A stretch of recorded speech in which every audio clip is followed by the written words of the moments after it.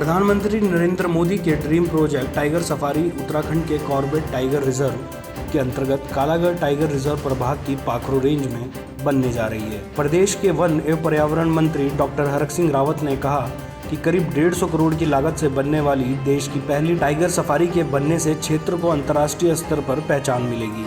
Tiger safari में 2 बाड़ों का निर्माण किया जाएगा, जिसमें बाघों को देखने के लिए देश विदेश से पशु प्रेमी पहुंचेंगे। उन्होंने कहा कि लालढांग चिल्लरखाल वन मोटर मार्ग में जिस तरह कुछ संस्थाओं ने अड़ंगा लगाया, उन्हें उम्मीद थी कि इस परियोजना में भी कोई संस्था अड़ंगा लगा सकती है। इसलिए निर्माण संबंधी कार्य पूरा होने के बाद ही कार्य का शिलान्यास किया। उन्होंने कहा कि टाइगर सफारी का निर्माण कोटद्वार क्षेत्र में विकास के लिए मील का पत्थर साबित होगा। देखिए, पूरे देश के अंदर टाइगर रिजर्व में पाखरो कॉर्बेट नेशनल पार्क की ये पहली टाइगर सफारी है जो टाइगर रिजर्व में बने जाएगी। ये 106 हेक्टेयर में बनेगी और इससे केवल उत्तराखंड को नहीं पूरे देश को लाभ होगा, क्योंकि पूरे दुनिया के जीव जंतु प्रेमी कॉर्बेट नेशनल पार्क में टाइगर देखने के लिए पाखरो आएंगे। जनपद पौड़ी गढ़वाल में चौबट्टाखाल तहसील के विकासखंड पोखड़ा में एक ही गांव में 79 लोग कोरोना पॉजिटिव पाए गए। विगत 7 दिसंबर को स्वास्थ्य विभाग द्वारा गांव में रैंडम टेस्टिंग के चलते कोरोना टेस्ट किए गए, जिसमें गांव के 86 लोगों के सैंपल लिए गए थे, जिसमें 39 लोग कोरोना पॉजिटिव पाए गए थे। उसके उपरांत 12 दिसंबर को 145 लोगों की टेस्टिंग की, जिसमें 50 लोग और कोरोना पॉजिटिव पाए गए। गांव में निरंतर कोरोना पॉजिटिव की संख्या आने से गांव व आसपास के क्षेत्र में भय का माहौल बढ़ गया है। नोडल अधिकारी ओम प्रकाश रावत ने बताया कि स्वास्थ्य विभाग की टीम गांव में कोरोना पॉजिटिव आए व्यक्तियों को होम आइसोलेट कर उनको दवाइयां दे रही है और साथ ही उनके संपर्क में आए गांव के अन्य लोगों की टेस्टिंग की जा रही है और उनको दवाइयां भी दी जा रही हैं। यदि किसी को ज़्यादा दिक्कत होती है तो मरीज को आइसोलेशन सेंटर सतपुली भेजा जाएगा। चौबट्टाखाल तहसील में विकासखंड पोखड़ा के अंतर्गत ग्राम सभा सिलेर में रैंडम सैंपलिंग के दौरान 39 लोग कोरोना पॉजिटिव आए थे। प्रशासन के द्वारा जब और सैंपलिंग करवाई गई तो आज लगभग 50 लोग और कोरोना पॉजिटिव आए हैं। प्रशासन की टीम एवं मेडिकल टीम लगातार पिछले सप्ताह से ही वहां पर सक्रिय है और ग्रामीणों से के अनुरोध पर उन्हें गाँव में ही होम आइसोलेशन की सुविधा दी गई है तथा सभी मानकों के अनुरूप भी उनको होम आइसोलेशन में रखा गया है। प्रशासन द्वारा गांव में ग्रामीणों के लिए राशन की आपूर्ति करा दी गई है तथा 2 मेडिकल टीम और 2 एम्बुलेंस टीम लगातार गांव में रखवा दी गई है तथा गांव को कंटेनमेंट जोन घोषित कर 3 दिन पहले ही सील करवा दिया गया था। रुद्रपुर नगर निगम के पर्यावरण मित्र अपनी 5 सूत्रीय मांगों को लेकर अनिश्चितकाल कार्य बहिष्कार पर चले गए। कर्मचारियों की मांग है कि नगर निगम से ठेका प्रथा खत्म की जाए, साथ ही मृतक के परिवार को पारिवारिक पेंशन ग्रेजुटी का भुगतान किया जाए। 2018 के नियमित हुए पर्यावरण मित्रों का पीएफ काटा जाए, जिसको लेकर आज वह कार्य बहिष्कार पर चले गए। उनका कहना है कि इससे पहले भी नगर निगम प्रशासन से कई बार वार्ता की गई, उन्हें ज्ञापन दिए गए, लेकिन उनकी कोई सुनवाई नहीं हुई, जिसके बाद आज उनके द्वारा कार्य बहिष्कार कर दिया गया। जब तक उनकी मांगों को पूरा नहीं किया जाता तब तक वह कार्य बहिष्कार करेंगे।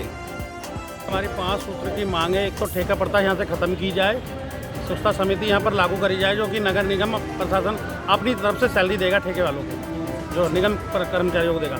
और 2 कर्मचारियों की डेथ हो चुकी है, उनको यहाँ पर सर्विस देनी चाहिए, दोबारा मिलनी चाहिए, वो नहीं दी गई। वन सेटलमेंट वालों को काशीपुर में नौकरी मिल चुकी है, 3 लोगों को यहाँ पर नहीं दी गई।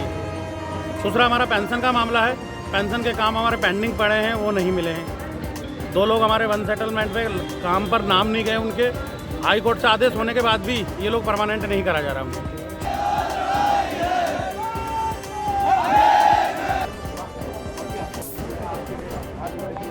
पूर्व मुख्यमंत्री और कांग्रेस राष्ट्रीय महासचिव हरीश रावत ने हरिद्वार में अगले साल होने वाले महाकुंभ की तैयारियों को लेकर राज्य सरकार पर हमला बोला है।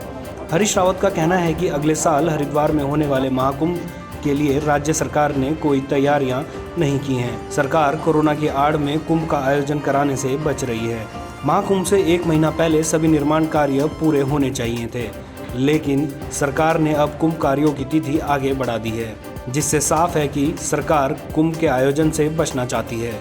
उन्होंने कहा कि राज्य सरकार कुंभ के साथ अन्याय कर रही है, इसके लिए सरकार को माफ नहीं किया जा सकता। आपको बता दें कि हरिद्वार कुंभ क्षेत्र में चल रहे विभिन्न कार्यों के निरीक्षण के दौरान मुख्यमंत्री त्रिवेंद्र सिंह रावत ने अधिकारियों को सभी कार्य जनवरी तक पूरा करने के निर्देश दिए थे, जिस पर हरदा ने हमला बोला है। आप कुंभ करना नहीं चाहते थे, ये काम 1 महीने पहले पूरे हो जाने चाहिए थे, और ताकि कुंभ के समय तक शहर चाक चौबंद नजर आता। कोरोना शरणम गच्छामि हो गए और कोरोना का बहाना लेकर और हमारे परम आदरणीय परम सम्मानित अखाड़ों संत महात्माओं का से परामर्श का बहाना लेकर आपने ये जो कुंभ के साथ अन्याय किया है, हमारे महात्मा पुरुष भी, हमारे अखाड़े भी आपको माफ नहीं करेंगे।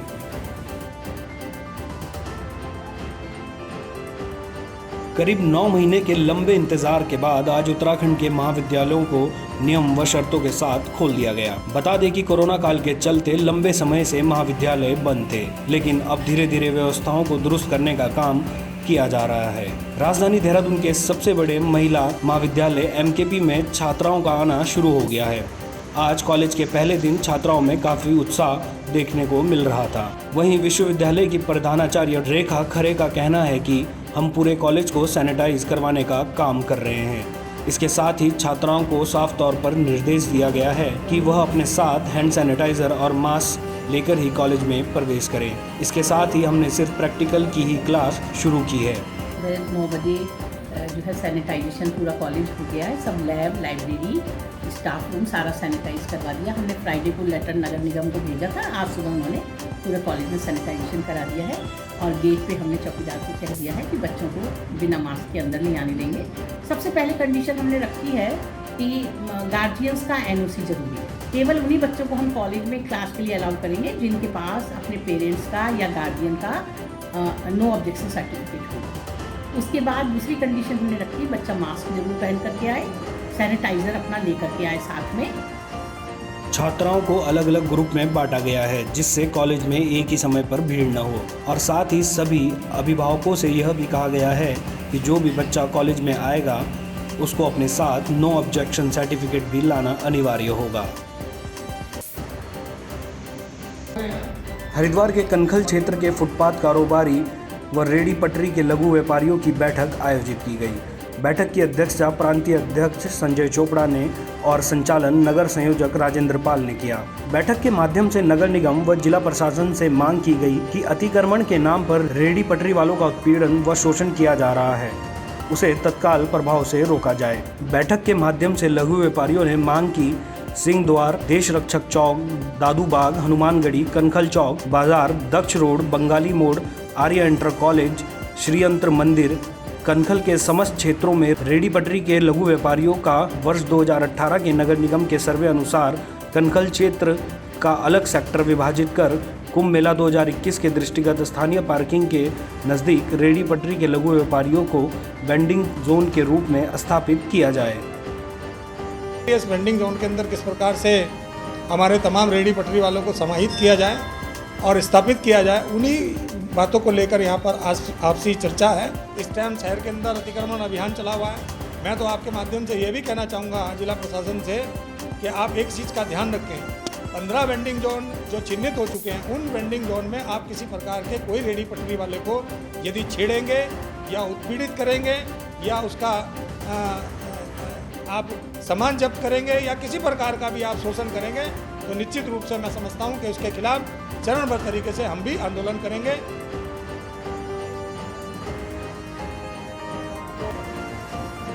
कृषि कानून से नाराज किसानों तक अपनी बात पहुंचाने के लिए बीजेपी के शीर्ष नेतृत्व की ओर से सभी नेताओं को अपने अपने क्षेत्र में पत्रकार वार्ता कर कृषि कानून के प्रावधानों को जनता के समक्ष रखने के निर्देश दिए गए हैं, जिसके बाद कई स्थानों पर बीजेपी नेता प्रेस वार्ता कर सरकार का पक्ष रख रहे हैं। हरिद्वार के सांसद और केंद्रीय शिक्षा मंत्री डॉक्टर रमेश पोखरियाल निशंक ने भी हरिद्वार में प्रेस वार्ता की। जगजीतपुर स्थित बीजेपी जिला कार्यालय में प्रेस वार्ता के दौरान डॉक्टर रमेश पोखरियाल निशंक ने कृषि कानून संबंधी कई प्रावधानों का जिक्र किया और कृषि कानून को पूरी तरह से किसानों के हित में बताया। डॉक्टर निशंक ने कहा कि विपक्षी दल अपने राजनीतिक लाभ के लिए किसानों को भ्रमित कर रहे हैं। कांग्रेस ने भी 2019 के चुनाव में अपने मैनिफेस्टो में इन्हीं प्रावधानों का जिक्र किया था, लेकिन अब कांग्रेस किसानों और जनता को गुमराह कर रही है, जिसके लिए कांग्रेस को किसानों से माफ़ी मांगनी चाहिए। केंद्रीय शिक्षा मंत्री ने कहा कि नए कृषि कानून के तहत मंडी और एमएसपी को समाप्त नहीं किया जा रहा है, बल्कि यह कानून किसानों को और भी सशक्त बनाने के लिए है।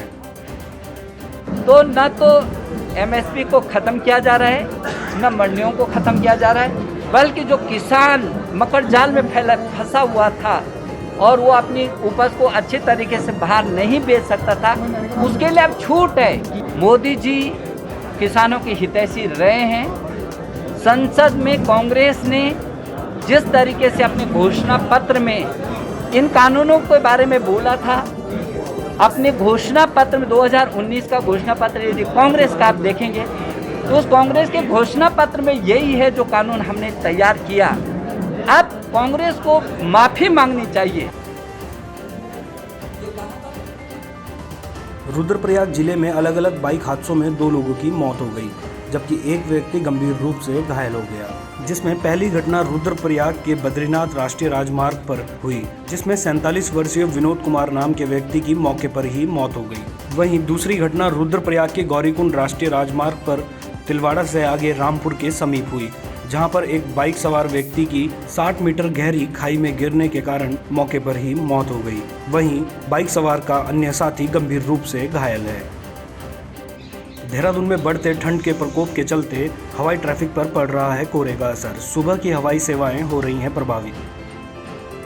जम्मू कश्मीर के 40 पंचायत प्रतिनिधि 5 दिवसीय दौरे पर देहरादून पहुंचे, जहां जम्मू कश्मीर के पंचायत प्रतिनिधियों का ग्राम प्रधानों ने भव्य स्वागत किया।